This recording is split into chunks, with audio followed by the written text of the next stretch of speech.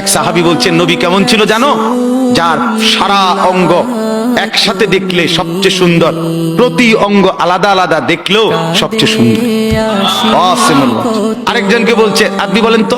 আরেক সাহাবী বলছে, আমি বলি যে নবী ছিলেন এমন যাকে একবার দেখলে আবার দেখতে মন চায়, দ্বিতীয়বার দেখলে প্রথমবারের চাইতে আরো সুন্দর মনে হয়, যত তারে দেখি তত সুন্দরই লাগে। তিনি ছিলেন এমন। আল্লাহ তাআলা মেরাজে, এই যে এই মাস, 7 আসমানের উপরে আরশে আজিমে আল্লাহ তাআলা নবীকে নিয়ে গেলেন।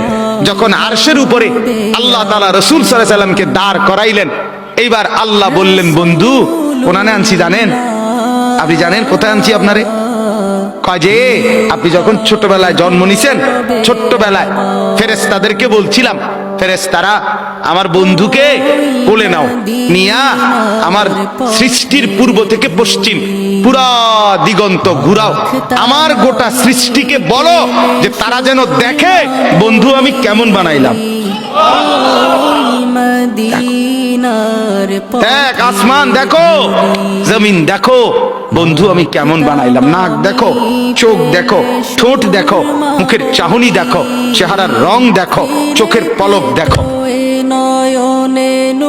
এরপরে আল্লাহ 7 আসমানে আরশে আজিমে নিয়ে এইবার আল্লাহ বললেন, বন্ধু সেদিন ছোট্টবেলায় কোলে আপনারে সবাই দেখছে, এবার সব কিছুর উপরে আইনা, উপরে শুধু আমি আল্লাহ, তার নিচেই আপনি, এবার আপনি দেখেন গোটা সৃষ্টি আমি কেমন বানাইলাম।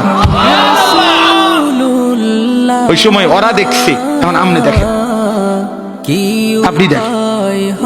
সুবহানাল্লাহ, এত বড় মর্যাদা সম্পন্ন রাসূল, তাকে ছেড়ে দিলেন, তাকে ত্যাগ করলেন। আল্লাহ আমাকেও বুঝ দান করেন, আমাদের প্রত্যেককে বুঝ দান করেন।